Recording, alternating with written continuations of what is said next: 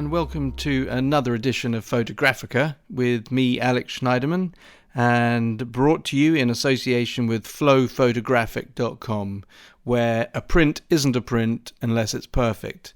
So please get in touch with us at photographic.com to discuss your photographic printing needs.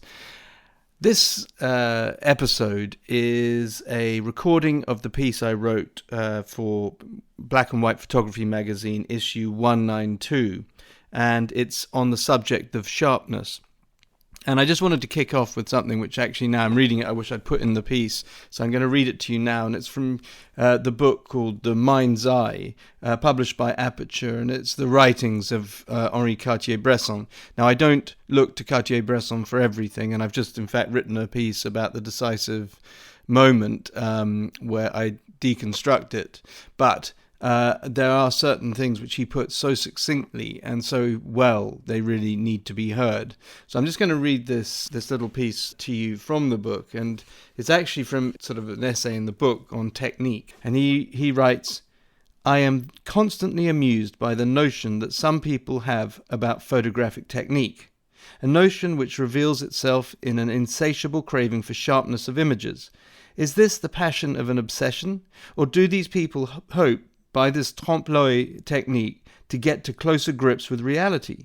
In either case, they are just as far away from the real problem as those of that other generation which used to endow all its photographic anecdotes with an intentional unsharpness such as we deem to be artistic." Now, I think he nailed it there. I think he absolutely nailed a very important aesthetic concern about sharpness, which is that sharpness is an obsession which in a sense carries with it an element of truth or rightness in the mind of the person who's obsessed with sharpness. And I can see that for documentary work, having sharp images which allow you to identify details is important. But I think that in many applications of photography, and certainly on the in the art world, and certainly in a lot of documentary photography, which isn't about the detail and the minutiae, that sharpness is in fact is an impediment to good photography, or at least an unnecessary weight lent to that quality. Anyway. I won't go on about it, but there I've sort of embellished the piece you're about to hear with another little detail. But let me know what you think, and I'm always happy to hear from you. And if you want to know more about the way that we print at Flow Photographic, please get in touch with me at alex@flowphotographic.com, or through my blog or website, or whichever of the myriad of ways I seem to have that you can get in touch with me. So I hope you enjoy this, and thanks for listening.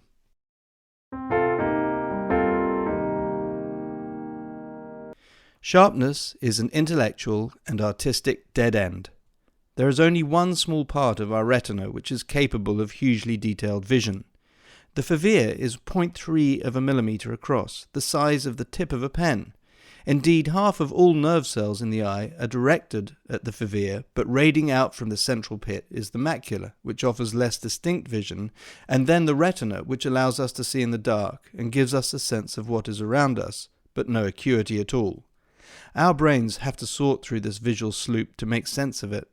By contrast, a camera is all fovea.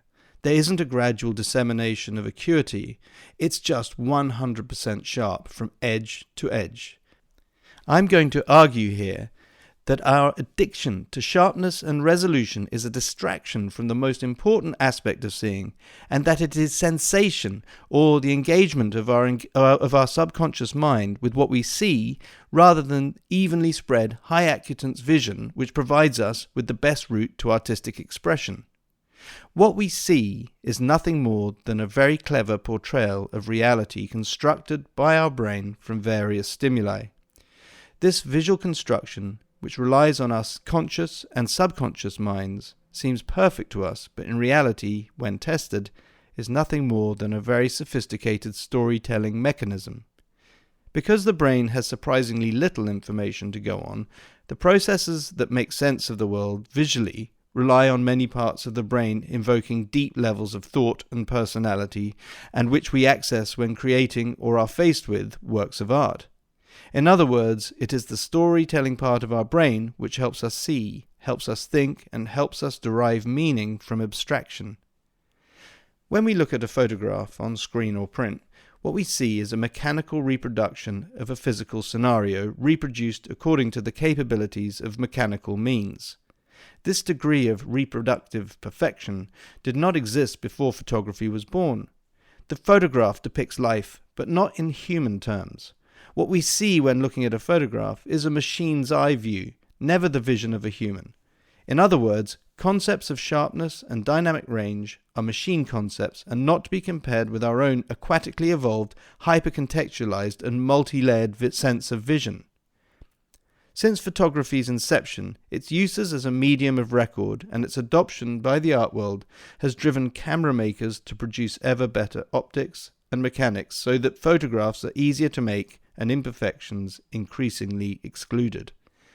If technical brilliance continues to dominate the direction the medium takes, then our humanity will be subsumed within the increasingly perfectionist mechanism. It is true that there are certain fields of photography which benefit from an increase in technical capability. Photojournalists can throw focus from front to back so that present and future generations will gain so much evidential detail from their images, and, optically inversely, sports photography can benefit from advanced onboard computing that places a fast-moving object in pin-sharp focus, removing the subject from the background so that we can feel the thrill of frozen action. But the ever-increasing power of technology can be a hindrance to substance.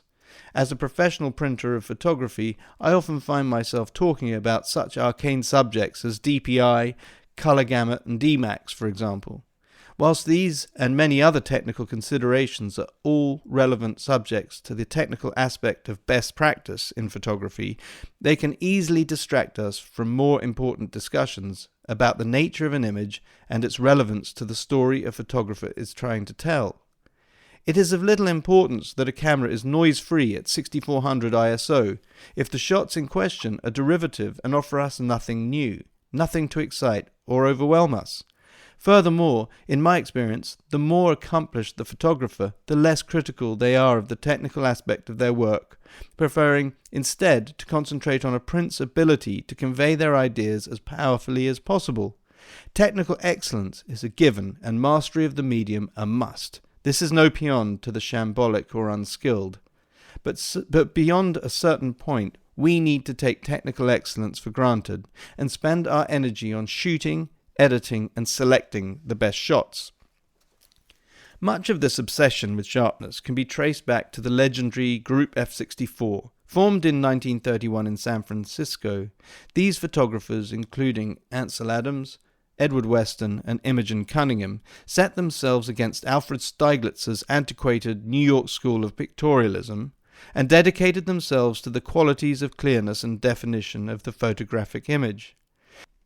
They revelled in new optics, films, and techniques, and in doing so set a very high bar for technical competence. However, our collective way of seeing has moved on from those deliberately sharp images. Though still revered, the F64 dogma belongs in the past. We have mastered the technical aspect of photography. Technological advances have decoupled our cameras from the restraints of the medium. It is no longer fettered to the earth by chains, and we need pay no heed to earthly considerations such as light intensity and focus. Let's recognize the greatness of our forefathers, but we must move on, leaving their obsession with clarity and focus behind. As Henri Cartier-Bresson said so magnificently, sharpness is a bourgeois concept. Perhaps we can adapt Cartier-Bresson's famous sentence by saying that sharpness is a small part of the whole story. We shouldn't allow it or its lack to become a distraction from the innate human truth of representation by photographic means. Sharpness is a commodity easily sold and easily achieved, but which rarely adds substance on its own. For photographs to live in all parts of our minds, they must reflect what is relevant to their viewers. It will always be hard to warm to a cold, mechanical perfection. Photographers must reflect real life for what it is, occasionally sharp, but more often a mess of blurs, half-truths, and fallibilities.